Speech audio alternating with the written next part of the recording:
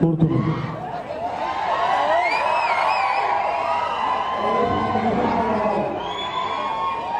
జై తెలంగాణ. వినపడుతుందా? వీళ్ళ అడ్డం ఉన్నది, వీళ్ళ అడ్డం ఉన్నది. వాళ్ళని జరిగితే వాళ్ళు కెమెరాలు ఎవరు చూపెట్టాలి? మరి మనం మాట్లాడుకుందాం. గౌరవనీయులు పెద్దలు, మీరు మొన్ననే గెలిపించిన మల్కాజ్గిరి ఎమ్మెల్యే సోదరులు మరి రాజశేఖర రెడ్డి గారు, గౌరవనీయులు పెద్దలు, మరి ఈరోజు మీ అందరి దగ్గరికి మీ ఆశీర్వాదం కోసం, మీ దీవెన కోసం, మీ మద్దతు కోసం మీ చేసిన మల్కాజ్గిరి పార్లమెంట్ అభ్యర్థి గౌరవనీయులు శ్రీ రాగిడి లక్ష్మారెడ్డి గారు, గౌరవనీయులు మాజీ మంత్రివర్యులు, మరి మీ అందరికీ ఆప్తులు, సోషల్ మీడియా సూపర్ స్టార్ గౌరవనీయులు మాజీ మంత్రి అన్న మల్లన్న గారికి, అదేవిధంగా సోదరులు నందికట్టి శ్రీధర్ గారు, గౌరవనీయులైన మా సీనియర్ నాయకులు పెద్దలు బద్దం పరశురామ్ రెడ్డి గారు, మా అల్వాల్ కార్పొరేటర్ సోదరి చింతల విజయశాంతి శ్రీనివాస్ రెడ్డి గారు, గౌరవనీయులు సోదరి సబితా కిషోర్ గారు, అదేవిధంగా సోదరి మీనా ఉపేందర్ రెడ్డి గారు, సోదరి సునీత రాము యాదవ్ గారు, ఇంకా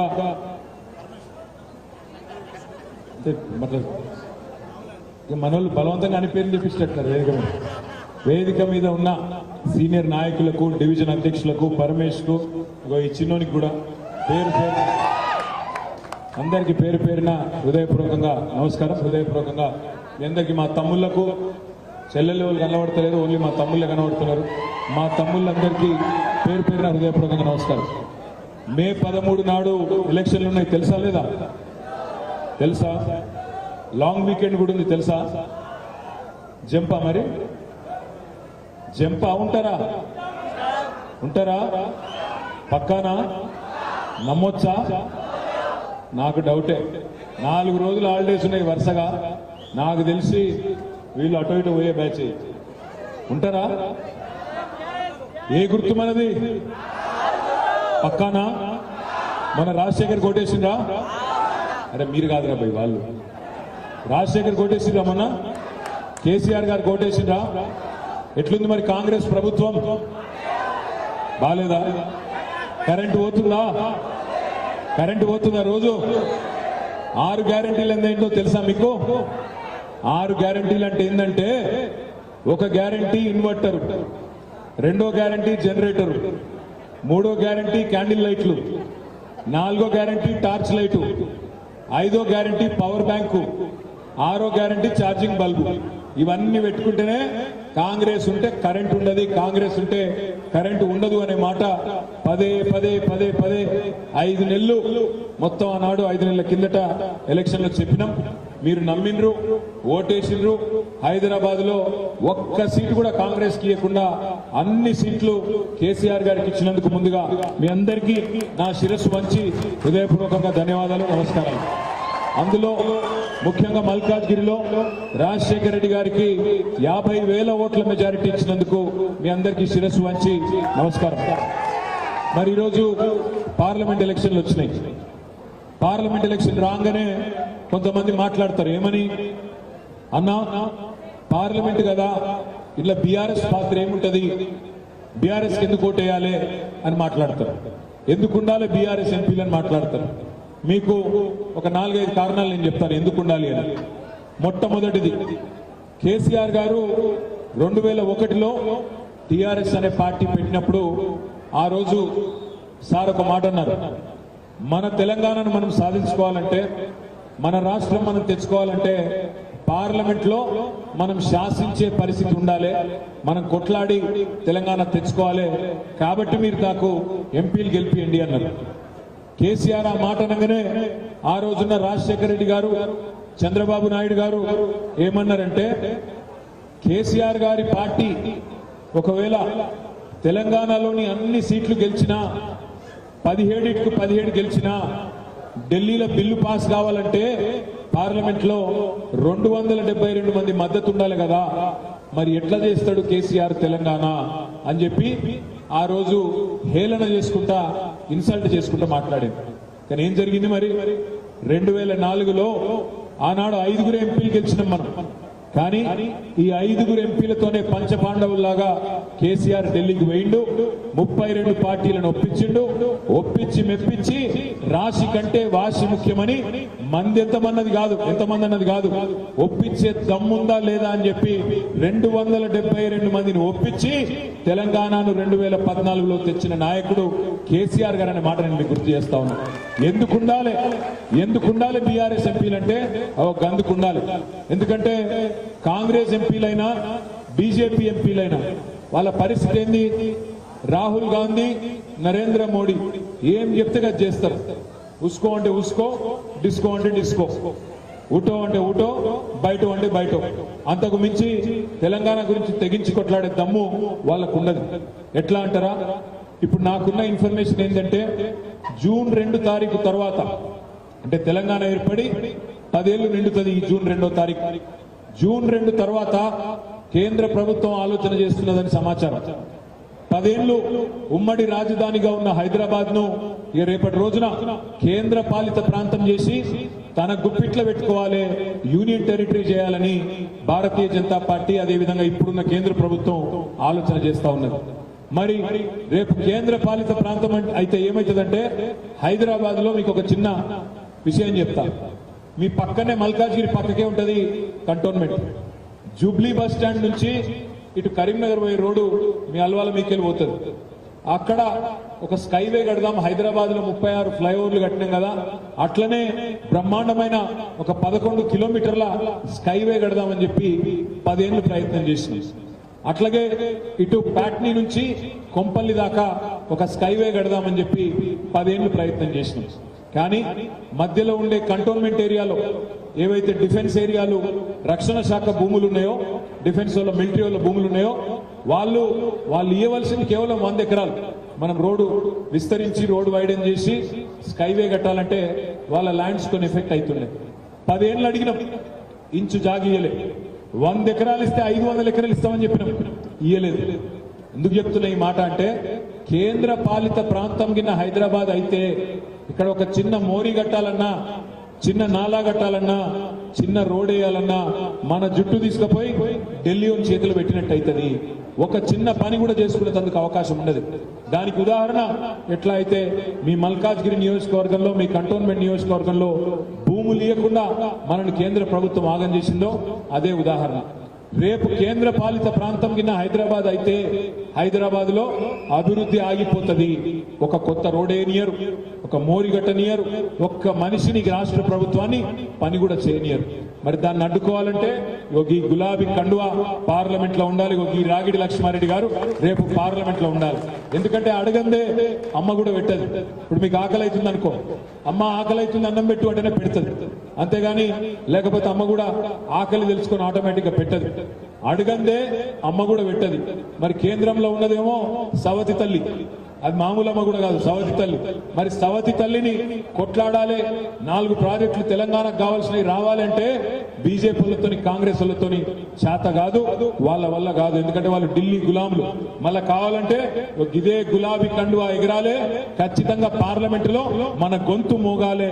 అక్కడ రాగిడి లక్ష్మారెడ్డి గారు రేపు మల్కాజ్గిరి నుంచి కొట్లాడాలి, అవసరమైతే గల్లా వట్టి నిలదీసి మాకు రావాల్సింది మాకు ఎందుకు ఇయ్యవు అని నిలదీసే ధైర్యం ఉండాలంటే కేసీఆర్ సైనికులు ఉండాలి తప్ప కాంగ్రెస్ బీజేపీ వాళ్ళతోని ఊదుగాలది, పీరిలేవది, గందుకుండాలే మనోళ్ళు. 3వ మాట, ఇవాళ మోడీ ప్రభుత్వం రిజర్వేషన్లను రద్దు చేసి ఆలోచన చేస్తా ఉంది. ఎస్సీ రిజర్వేషన్లు, ఎస్టీ రిజర్వేషన్లు, బీసీ రిజర్వేషన్లు, మైనారిటీ రిజర్వేషన్లు, అగ్రవర్ణాల్లో ఉండే పేదల రిజర్వేషన్లు కూడా రద్దు చేయాలి. అవసరమైతే రాజ్యాంగమే తీసవతల బారేయాలనే ఆలోచన మోడీ ప్రభుత్వం చేస్తున్నది. మరి రద్దు చేయనా రిజర్వేషన్లన్నీ? అగ్రవర్ణాల పేదల రిజర్వేషన్లు, బీసీ రిజర్వేషన్లు, ఎస్సీ రిజర్వేషన్లు, ఎస్టీ రిజర్వేషన్లు రద్దు చేయనియా ఉండాలా? ఆవాజ్ నై సునాయి దేరా? ఉండాలనా పోవాలనా? ఉండాలనా? ఉండాలంటూ చేయలేవట్టు. ఉండాలి అనుకున్నటోళ్ళు రేపు వాళ్ళని కొట్లాడాలంటే ఇగో ఈ గులాబీ కండువా ఉండాలి, ఈ రాగిడి లక్ష్మారెడ్డి గారు పార్లమెంట్ ఉండాలి. ఎందుకంటే కాంగ్రెస్ తోని బీజేపీని కొట్లాడే పరిస్థితి లేదు. మీరు ఒక్క మాట ఆలోచించండి. కాంగ్రెస్ పార్టీ ఈ భారతదేశంలో ఎక్కడెక్కడైతే ప్రభుత్వాల్లో ఉండేనో అక్కడక్కడ బీజేపీ పోయి అల్కగా వాళ్ళని ఉడగొట్టింది, వాళ్ళ ప్రభుత్వాలను పడగొట్టింది. కర్ణాటకలో గాని, మధ్యప్రదేశ్లో గాని, గోవాలో గాని ఎక్కడెక్కడ కాంగ్రెస్ ప్రభుత్వం ఉండేనో అక్కడక్కడ అల్కగా పడగొట్టింది. అదే కేసీఆర్ ప్రభుత్వాన్ని పడగొట్టే ప్రయత్నం చేసింది తెలంగాణలో, మన 4 ఎమ్మెల్యేలను కొనుగోలు చేసి. అదే విధంగా మమతా బెనర్జీ ప్రభుత్వాన్ని బెంగాల్లో పడగొట్టే ప్రయత్నం చేసింది. జార్ఖండ్ లో హేమంత్ సోరెన్ ప్రభుత్వాన్ని పడగొట్టే ప్రయత్నం చేసింది. అదే విధంగా తమిళనాడులో స్టాలిన్ గారి ప్రభుత్వాన్ని పడగొట్టే ప్రయత్నం చేసింది.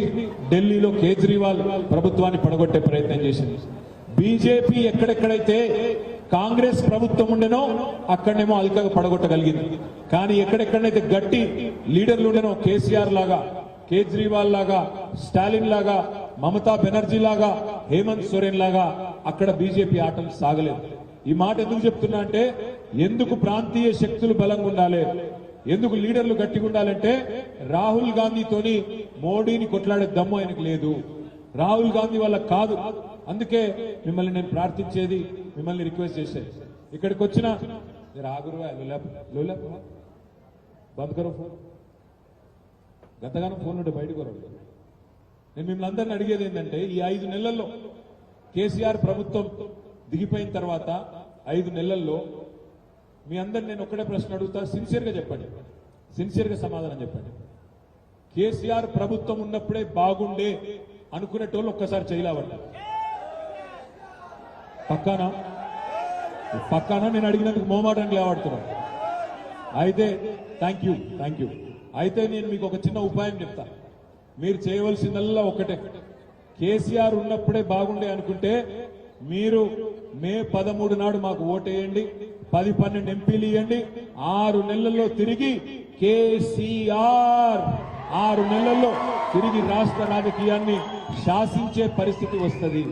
6 నెలలనే తిరిగి రాష్ట్ర రాజకీయాన్ని కేసీఆర్ గారు శాసించే పరిస్థితి వస్తుంది. ఓటేసేటప్పుడేమో వేరే వాళ్ళకి వేసి ఆ తర్వాత బాధపడితే లాభం లేదు. ఇవాళ ఇక్కడ ఉన్న అభ్యర్థులను కూడా మీరు ఆలోచన చేయాలి. మల్కాజ్గిరిలో ఇవాళ కాంగ్రెస్ అభ్యర్థి, ఆమె పాపం మీ ఊరు కాదు, తాండూరు. ఆమె ఈ సీటు కూడా అడగలేదు. ఆమె అడిగింది చేవెళ్ళ. బలవంతంగా తెచ్చుకొని రుద్దిండ్రు. ఆమెకి ఇక్కడ ఎవడు తెలియదు. నా జాన్ నా పహచాన్ ఆగే హమారే బన్నే మెహమాన్. పాపం ఆమెకి ఎవడు తెలియదు. ఇక్కడ ఏదో బలవంతంగా తీసుకొచ్చి రేవంత్ రెడ్డి ఇక్కడ ఇడిచి పెడితే అట్లా తిరుగుతా ఉంది తప్ప ఎవడు కూడా తెలియదు. రేపు మీరు ఓడగొట్టాక మళ్ళా పోవాలి, తాండూరుకే పోవాలి. ఇక బీజేపీ, నేను ఇంకొక మాట అడుగుతా మా తమ్ముళ్ళందరినీ, మా చెల్లెలను కూడా. రేవంత్ రెడ్డి గారు 5 నెలల కిందట చాలా మాటలు చెప్పిండు. ఏం చెప్పిండు? ఆడపిల్లలకు స్కూటీలు ఇస్తా అన్నాడు, పెళ్లి చేసుకుంటే తులం బంగారం ఇస్తా అన్నాడు, మా తమ్ముళ్ళందరికీ నెలకు 4,000 నిరుద్యోగ భృతి ఇస్తా అన్నాడు, రైతులకు 2 లక్షల రుణమాఫీ చేస్తా అన్నాడు, క్వింటాల్కి 500 బోనస్ ఇస్తా అన్నాడు, నెలకు ఆడపిల్లలకు 2,500 రూపాయలు ఇస్తా అన్నాడు. ఇందులో ఏ ఒక్కటన్నా అమలైందా? తులం బంగారం వచ్చిందా? మీకు ఎందుకు వస్తుందా మీ తులం బంగారం? మీరు ఆడపిల్లలు కాదు కదా. తులం బంగారం రాలే, నెలకు 2,500 రాలే, ముసలులకు 4,000 పడలేదు, ఆడపిల్లలకు స్కూటీలు రాలేదు, రైతుకు రుణమాఫీ జరగలేదు. 5 నెలల నుంచి ఏం చేస్తున్నాయా రేవంత్ రెడ్డి అంటే చిల్లర మాటలు, కుద్దెర పనులు, నోటికి వచ్చినట్టు బూతులు తిట్టుడు, ఇష్టం వచ్చిన మాటలు మాట్లాడు. ఏం మాటలు మాట్లాడుతుండు మీరు చూస్తున్నారు. ఏమంటాడు ముఖ్యమంత్రి? నేను లంకె బిందెలు ఉంటాయనుకొని వచ్చినా, ఇక్కడ లంకె బిందెలు లేవు, ఖాళీ కుండలు ఉన్నాయి అని చెప్పి రేవంత్ రెడ్డి గారు ఇక్కిలిస్తా ఉన్నాడు. నేను అడుగుతా ఉన్నా, మీరు చెప్పాలి నాకు. లంకె బిందెల కోసం గడ్డపారలు పట్టుకొని, తట్టపారలు పట్టుకొని, అర్ధరాత్రి నెత్తి మీద బట్ట కప్పుకొని ఎవరు తిరుగుతారు? పాడుబడ్డ గుడులలో, పాడుబడ్డ గడిలలో. ఎవరు వినబడతలేదు? దొంగలు లంగలు తిరుగుతారు. లంక బిందెల కోసం వాటిని ఎతికేందుకు గవాళ్ళు తిరుగుతారు. మరి రేవంత్ రెడ్డి గారు ఇదివరకు ఏం చేస్తున్నారో నాకు తెలియదు. ఆయన భాష ఏంది నాకు అర్థం కాక అడుగుతారు. నా కొడకల్లారా, పేగులు మెడలేసుకుంటా అంటున్నాడు. పేగులు మెడలేసుకుంటాడు ఎవడన్నా ముఖ్యమంత్రి? బోటి కొట్టేటోడా ముఖ్యమంత్రి? లేకపోతే నాకు తెలియక అడుగుతా. పేగులు మెడలేసుకుంటాడట. ఇంత అన్యాయంగా మాట్లాడతాడు వాడు. ఇంకా ఘోరం, ఇంకా ఘోరం. జేబులా కత్తెర పెట్టుకొని తిరుగుతున్నా అని చెప్తుండ్రు రేవంత్ రెడ్డి. జేబుల నడ కత్తెర పెట్టుకొని తిరుగుతున్నాడు. జర్ర అటు ఇటు అయితే డేంజర్ కాదా తమ్మి? జేబుల కత్తెర జర చెప్పుర్రు ఎవరైనా ఆయన. ఏమైంది? నిన్నగాక మొన్న సూర్యాపేటలో ఆ ఫ్రీ బస్సు మొదలు పెట్టిరుగా. ఇక ఫ్రీ బస్ అంటే ఏందో నాకంటే బాగా మీకే తెలుసు. అందులో పాపం ఆడోళ్ళకేమో సీట్లు దొరుకుతలేవు, మగవాళ్ళేమో పైసలు పెట్టి టికెట్లు కొనుక్కుంటే వాళ్ళకు కూడా నిలుసుకుంటూ తప్పలేదు. లొల్లి అవుతాయి. 40 మంది ఎక్కే బస్సులో 90 మంది ఎక్కాలి, గుద్దుకోవాలి, సావాలి సీట్ల కోసం. ఎన్నడూ చూడని దృశ్యాలు చూస్తా ఉన్నాం. ఆఖరికి లేడీస్ కూడా ఫుడ్ బోర్డింగ్ చేస్తాను. నేను హైదరాబాద్ లో చూస్తా ఉన్నాను. అయితే ఆ ఫ్రీ బస్సులా జేబు దొంగలు కూడా మోపోయింది. సూర్యాపేటలో కానీ పట్టుకున్నారు దొంగను. పట్టుకొని పోలీసులు తీసుకుపోయారు. అని అడిగిన రే పైసలు తీరా, పైసలు తీయాలి. నేను కొట్టేయలేదు సార్ జేబు అన్నాడు. కొట్టేయలేదంటే మరి మొత్తం పాపం ఎతికిరు, బాడీ సెర్చ్ చేసింది. జేబులో కత్తెర దొరికింది. కత్తెర దొరకంగానే అన్నాడు, మరి అరే నువ్వు జేబులు కొట్టకపోతే నీ జేబులో కత్తెర ఎందుకుందిరా? వాడేమన్నాడు ఎరికేనా? అవును సార్, రేవంత్ రెడ్డి పెట్టుకొని తిరుగుతానేమో అడుగుతలేవు, నేను పెట్టుకొని తిరుగుతా అడుగుతావా సార్ నువ్వు? ఎవడన్నా ముఖ్యమంత్రి నేను జేబులో కత్తెర పెట్టుకొని తిరుగుతున్నా అని చెప్తాడా? నాకు అందుకే అంటున్నా, ఇట్లా మన తెలంగాణ పిచ్చోని చేతుల రాయి లెక్క తయారైంది. కరెంట్ ఇయ్యస్తలేదు, మంచినీళ్ళు ఇచ్చే తెలివి లేదు, మహిళలకు ఇచ్చిన మాట నిలబెట్టుకునే ముఖం లేదు. ఏమన్నంటే పేగులు కోస్తా, మెడలేసుకుంటా, మానవ బాంబునైతా, మన్నైతా, మశానమైతా, ఈ డైలాగులు సినిమాల ఆ విలన్ డైలాగులు తప్ప ఒక్కటంటే ఒక్కటి మంచి పని చేసిన పాపన మాత్రం 5 నెలలు పోలే. హైదరాబాద్ లోనైతే కొత్త ఇండస్ట్రీస్ వచ్చుడు దేవుడెరుగు, ఉన్న ఇండస్ట్రీసే వాపసు పోతున్నాయి. మొన్ననే కార్నింగ్ అనే ఇండస్ట్రీ చెన్నైకి వెళ్ళిపోయింది. అదే విధంగా కేన్స్ టెక్నాలజీస్ అని 3700 కోట్ల పెట్టుబడి మన ప్రభుత్వం ఉన్నప్పుడు కష్టపడి తెచ్చినాం. వాళ్ళు గుజరాత్కి వెళ్ళిపోయారు. మీకు ఉద్యోగాలు రేపు ఉన్నాయి, వీళ్ళు ఆపుకునే తెలివి కూడా వీళ్ళకి లేదు. ఫార్మా సిటీ మనం మొత్తం తయారు చేసి పెడితే దాన్ని రద్దు చేసి పారేసింది. అందుకే నేను అడిగేది, ఇట్లా తెలివి తక్కువలకు అవకాశం ఇస్తే పరిపాలన చేత కాదు, కేవలం బూతులు తిట్టుడు మాత్రమే తెలిసిన వాళ్ళకి అవకాశం ఇస్తే కరెంటు రాదు, మంచినీళ్లు ఉండయి, ఉద్యోగాలు రావు, రియల్ ఎస్టేట్ డమాలు, ఇచ్చిన ఒక్క గ్యారంటీ నిలుపుకున్న ముఖం లేదు. ఇక బీజేపీ వాళ్ళు ఉన్నారు, వాళ్ళు ఇవాళ పోటీ పడుతున్నారు. ఇక్కడికి వచ్చిన మా తమ్ముళ్ళని అడుగుతా ఉన్నా, ఏం చెప్తారు బీజేపీ వాళ్ళు? ఓటు ఎందుకు వేయాలి అంటే జై శ్రీరామ్ ఒకటే చెప్తారు, అంతేనా? ఇంకేమైనా ఉందా? 10 ఏళ్లు ప్రధానమంత్రిగా పనిచేసిన వ్యక్తి, 10 ఏళ్లు, 1 కాదు 2 కాదు, 10 ఏళ్లు ప్రధానమంత్రిగా పనిచేసిన వ్యక్తి ఒక్క పని చూపెడతాడా? హైదరాబాద్ లో ఈ పని చేసింది నా ప్రభుత్వం కాబట్టి నాకు ఓటేయండి అని ఒక్క పని చేసిండా? ఒక్క ఇన్స్టిట్యూషన్ కట్టిండా? ఒక దవాఖాన కట్టిండా? ఒక గుడి కట్టిండా? ఒక్క పరిశ్రమ తెచ్చిండా? ఎందుకు ఓటేయాలంటే ఒకటే ఒక్కటి, రామ మందిరం కట్టినాం, ఇక గుద్దుని. నేను 10 ఏళ్లు ప్రధానమంత్రి పదవి ఇచ్చిన ఒక్క హామీ నిలబెట్టుకోలేదు. వీడికి వస్తుంటే నేను చూసిన బస్ స్టాప్ల మీద రాసిండు మోడీ గ్యారంటీ అని రాసిండు కదా, మొత్తం ఊరంతా మోడీ గ్యారంటీ. మీరు 10 ఏళ్ల కింద చిన్న పిల్లలు మీకు తెలియదు కాబట్టి చెప్తున్నా, 10 ఏళ్ల కింద కూడా ఈ బడాబాయ్, ఈ పెద్ద మనిషి ఇట్లనే డైలాగులు కొట్టిండు. ఏమన్నాడు తెలుసా? ఆ రోజు నాకొక్కసారి ప్రధానమంత్రిగా అవకాశం ఇవ్వండి, నల్లధనం మొత్తం, బ్లాక్ మనీ మొత్తం వెనుకకు తెచ్చి ప్రతి కుటుంబానికి భారతదేశంలో 15 లక్షల రూపాయలు ఇస్తా అని చెప్పిండు 2014లో నరేంద్ర మోడీ. ఇచ్చిండా? వచ్చిన 15 లక్ష ఎవరికన్నా?